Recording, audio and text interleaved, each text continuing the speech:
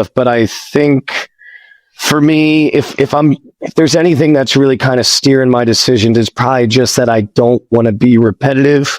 I've been doing it professionally now, I guess, for like 16 years. I started at 22, and now my audience, those people that saw me at that age, like now they're older as well with me. And so I just don't want to play down to them. I try and find things that I'm interested in. I just think I think I do have a wide range of interests. Yeah. There's a lot of stuff that I, am into. And I try and pick things that I do think are of quality, whether or not the movie turns out like that. Awesome. I don't know. Everybody's in it for different reasons, but for the most part, I enjoy projects that kind of push me a little bit. I think that's important. You've been doing this shit for a while, man, but it's so fun to see you keep taking these new challenges. And this A24 film is out. Eternity comes out November 26th. Make sure you check it out. You're gonna fucking love it. I guarantee it. But why don't we talk a little bit of your football love? Let's talk a little Birds. Let's go. Now's the time. We need to know Miles' thoughts on the 2025 Birds. What do you think? It's hard to argue with the record at this point. Lost a lot of guys. On defense, that line, it gets a little banged up. But I would say what I'm, I guess, most appreciative of, and it's kind of weird as an Eagle fan, but I just expect them to close teams out. I know. I really do. I think Jalen, that kind of just, cool hand Luke back there, his demeanor, I think in the beginning of his career was maybe frustrating for Eagles fans because we're a real passionate fan base and we want that quarterback. Maybe, when you're winning, it's all good. You're like, all right, cool, dude's unflappable. But then when you're losing, you're like, show some damn emotion, dude. But it's, Eagles have been, I think even under Andy Reid, he averaged like 10 wins a season. In all those McNabb years, like there's been a couple of down years, but for the most part, I'm just really appreciative that ownership and those players and those coaches put a winning product on the field. Absolutely. Oh yeah. Almost year in and year out. And that's very rare. Trav, what you boys are giving to those Chiefs fans, that franchise just took off on a rocket with you boys. And now it's like, that's the standard. And I feel like as a, NFC guy, I feel like Eagles are that standard now. So it's just awesome to watch. I appreciate all the effort. I know. Can only imagine how much goes into it. Fans will never really know. So I'm just happy to be a part of the ride. And to be honest, man, that's the one thing you see from the rest of the league is that from the top down, they are ran like a true like a top tier organization. When you go there as a fan, as a family member, I'm over here wearing the gang green when Jason's playing, and I'm sitting here. I'm like, man, this is a well-oiled machine. The family rooms, how they treat the players, how the players get embedded into that, ingrained into that city from the top down, man. Without a doubt, man, Philly's organization's top tier. And you just touched on the ownership. Jeffrey Lurie just got put in the Philadelphia Sports Hall of Fame. I think he's in there for contention to be in the NFL Hall of Fame one day as an owner. Certainly, the success that they've had since he's taken over has been incredible. And I'm just lucky to have gone to an organization like that. And, you mentioned Andy Reid. And, how many owners have been to, I guess, his fourth Super Bowl now with 3 different head coaches? Like, that's to retool and to be able to hit it again is pretty remarkable when you think about the career achievements that he's had in Philadelphia. And I just saw a stat. I think Nick has more wins than the last decade of Giants football.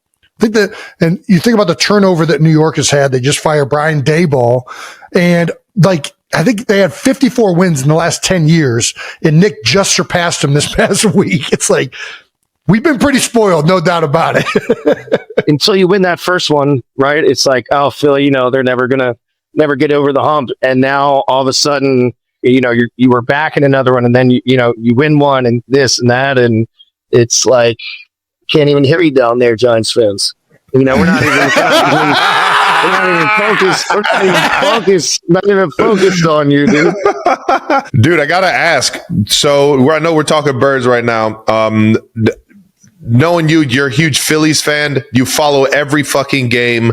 You watch every Birds game. Are you you got to be Philly through and through. Do you watch the Broad Street Bullies every game? Yeah, when I just don't watch hockey as much anymore, but when I was in South Jersey, those early 90s years, like the Legion of Doom with Leclerc, Recchi, Lindros, Joel Otto, Gar Snow, Ron Hextall, like those were some badass teams. Oh yeah.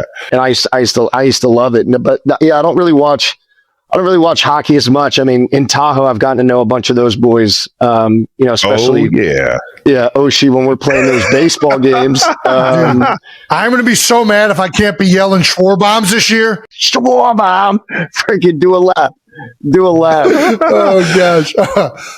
So funny, dude. For those of you that don't know the context, man, every year we play beer drinking games in the back of the casino with the core group of guys, and the hockey guys are in there. We're always in there, and man, I'll tell you what, Miles is one of the fucking all-stars of that goddamn back room, dude. It's like the guy just goes unconscious, man. I feel like I'm like kind of coaching too. I'm like setting lineup. I'm like setting the defense. He's managing the whole thing. Watch this sneaky little dude. He's got something going on right now, and yeah, it's so fun. It's fun. Look at this guy. He's going to break out the baby. Yeah.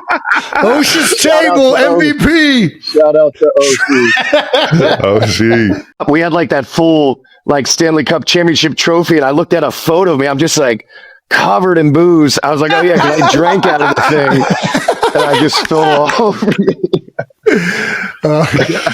Tahoe, man, fucking electric. Where are we at here, man? Trav, do you like playing on like Thanksgiving?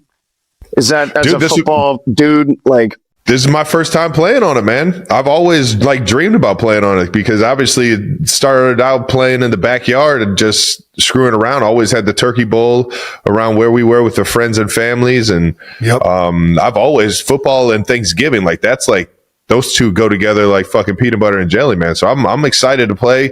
We're in Dallas. So I'll hold it down for try and hold it down for the Birds fans out there. You will. Yeah, baby. And get after the Cowboys, man. But yeah, dude, I'm excited. I'm excited to do it, and hopefully I'm eating turkey on the field afterwards. But what you guys played on Christmas? Was that the played game on Christmas last year? Yeah. Yep.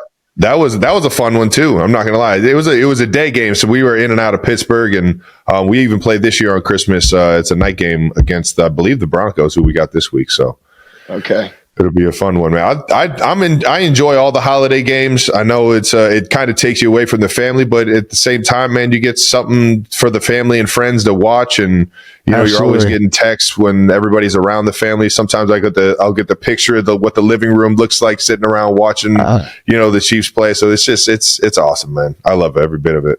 Yeah. Well, that's evident just watching you play too. I mean, both you guys, you could just see the pure joy. I would have loved to seen some of them backyard football games with you boys all. Oh my gosh. I bet it was a lot of moxie. A lot of moxie. I would always make Travis be the ball carrier just so I could try and appreciate that. We're hammering some of them, the skinny finnies. Yeah. And then you're up at sometimes your tee times are like real early in the morning. It's like, yeah, obviously I'm not playing my best golf. I just went to bed 2 hours ago. That's the best, dude. I fucking love Tahoe for that, though, man. We got a last segment right here. We're going to get to it. We got to ask. All right, we're just going to rapid fire, ask some questions that we've always wanted to ask, and we'll get you out of here. Sound good, Miles? Yeah, all good, dude. Do Philly sports fans deserve the reputation we get? Yes and no. There's a misconception there, but what I think people get confused about is that Philly sports fans are informed. When they're booing about something, a lot of the time it's not a physical thing. It's just maybe a mental error. We're passionate, but they also, that's their life. You meet a random chick at the bar, she can tell you 5 relief pitchers. Like, it's just a part of the culture. It's just what it is. So yes and no, but yes and no, and also who gives a shit? Do you know anybody that has ever spent time at the jail at the vet? Yes. Very good. Just a quick answer. I love it. Yeah. You're in the new Michael Jackson biopic. Yeah, it's funny. I think people, because when I first got cast, I said like Miles Teller to star in Michael Jackson movie, and I think people literally thought I was playing him. At some point, I was like, "Oh my god, no, dude!" I mean, you got the moves. That's why. Because you got the moves, dude. They were like, dude, if somebody can moonwalk in this bitch like Michael, I can see Miles. it. I tell you what, his nephew who's playing him, there will never be anybody who will portray someone in a biopic that has. I mean, he's got a ton of that DNA already in him without even being a performer necessarily, but he trained for years, 2-3 years before we ever even rolled camera. And this kid is going to light that screen on fire. It's hell yeah. Michael Jackson's greatest performers of all time. And to even be able to get close to mimicking him is really, it's almost impossible, but I think Jafar does it. Awesome. You and Travis both starred in sequels to iconic movies. Starred? Yeah, that's right. Travis, just take it. All right. Is there more pressure working with Tom Cruise or Adam Sandler? What do you think? Like starred? Stop it. Absolutely, brother. Almost the same amount of time in between each sequel too. The Sandman's great. Dude, Sandman is the greatest, dude. Oh man. But Tom is awesome too, man. I had the pleasure of meeting him on Tay's tour, man, and he's fucking awesome. It seems like he's a lot. Like he does all of his stunts, obviously, and he seems like he's very like, I don't know, like locked the fuck in. Not that Sandler isn't, but when I was on Happy Madison set, like it was a huge family. Like everybody that worked on the movie, the first movie 30 years ago is working on it now. Like it was. I would assume that Adam Sandler does it a little bit different. But how was it with Tom? Yeah, man. I tell you what, like I had led a decent amount of films before Top Gun, but after working with Tom, I approached being one on a call sheet just a lot differently. You kind of, not only are you focused on your stuff and making sure you're leading from the front, but you also just become highly invested in the integrity of the entire production. I mean, Tom really, in a lot of ways, he's got a lot of Southern gentleman roots, and that he learned from his mom. And so he knows everybody's name. He treats everybody with respect and kindness. But also, like what you're saying is that, especially usually on a Tom Cruise film, there's aspects of the filmmaking that are very physical, very technical, and everybody needs to be on their shit, or something bad could happen. So that attention to detail, he does not mess around with that. And honestly, I don't think I've ever met anybody who loves making films more than Tom. He's such a champion for it, and I learned so much from that guy. If he was on your football team, I mean, he's wearing that C, and he rises. Everybody rises just with his ability. Yeah. What are the chances we see Rooster again sometime? I hope very high. Yeah, that was such a highlight of. Dude, it just that movie came out like right before we did Tahoe, and just seeing all that red, white, and blue out there, and dudes showing me their Top Gun tattoos and juicing me up. It was like, let's go. Yeah. I love it. Hell yeah. Was it easier hosting SNL the first time or the second time around? Oh, the second time by like, it's not even quantifiable, dude. It was the first time. The first time, as you know, Trav, I mean, that week, everything is happening in such fast forward. You have nothing to relate it to. Even if you've talked to somebody who's hosted before, they can't even really give you all that much advice. You got to experience it for yourself. And I thought when I hosted it the first time, I kept waiting for Lauren to bring me aside and be like, "Hey, kid, like you got to pick this up," because I never felt prepared.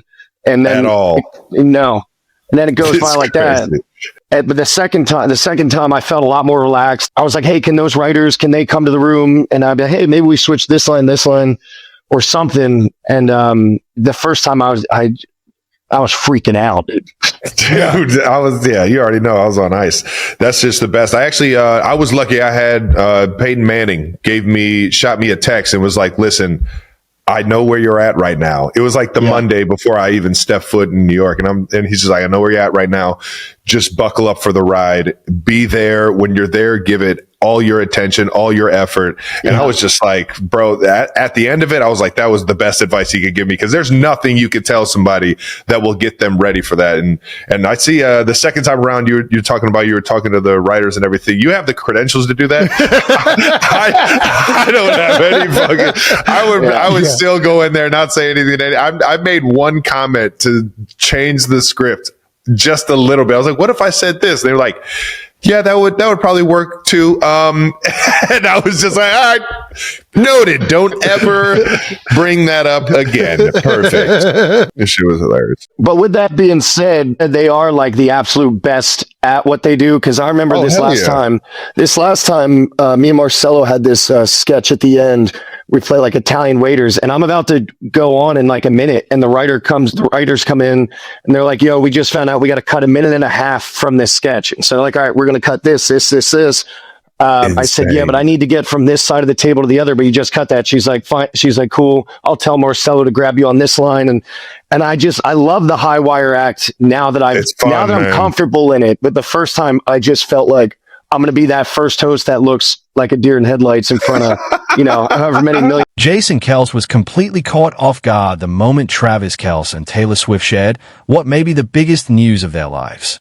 What started as a casual, light-hearted conversation quickly shifted when Travis, reflecting on recent whirlwind experiences, hinted at a major personal milestone, leaving Jason visibly stunned. As the discussion moved from behind-the-scenes moments like hosting Saturday Night Live to the intensity of living in the spotlight, Travis subtly revealed how much has changed for him lately, crediting not just career highs, but something far more meaningful happening off the field. Jason, trying to process it in real time, could barely hide his reaction as the weight of the announcement settled in, making it clear this wasn't just another headline. It was something deeply personal and life-defining. The tone turned a mix of excitement and disbelief, with even Travis admitting how fast everything has been moving and how unprepared he once felt stepping into major moments, much like his first time hosting SNL, compared to now where confidence and clarity have taken over. And while the full details weren't spelled out all at once, the energy between them said everything. This was a turning point not just for Travis, but for everyone around him, including Taylor. As fans continue to speculate and piece together what this could mean for the future, one thing is certain: this story might just be getting started.